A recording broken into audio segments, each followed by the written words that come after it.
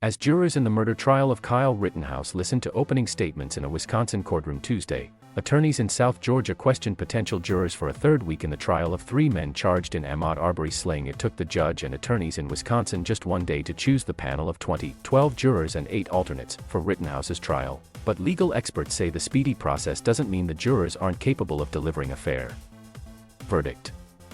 The 18-year-old is charged with shooting 3 men during a protest in Kenosha, killing 2 of them.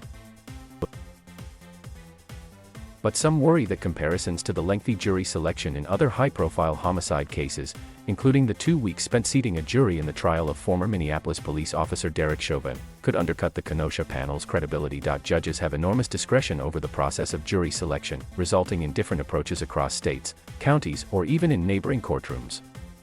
A judge decides whether to use a pre-screening survey, whether attorneys can ask questions or provide prepared queries to the judge, how long jurors can be questioned, and whether anyone can be questioned individually. The judge plays the music and you've got to dance to whatever they play, said Phil Turner, a former federal prosecutor and attorney in Chicago.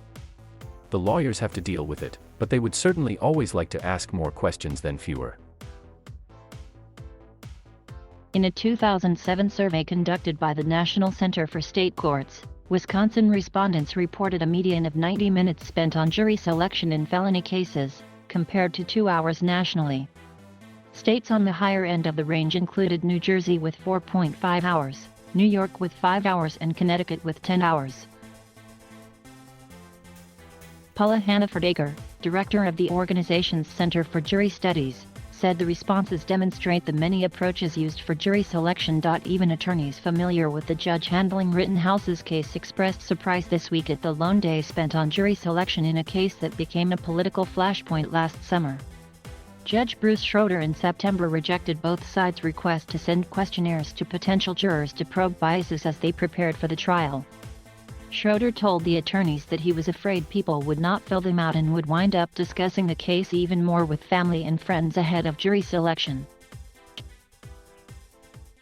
That may trigger even more conversations about the case, with consequent opinion formation, Schroeder said. Ray DeLosto, a former public defender and attorney in Milwaukee, said he would anticipate jury selection taking a day or two in a murder or homicide case. He was still surprised by the speedy selection in Rittenhouse's case, due to the publicity it has received.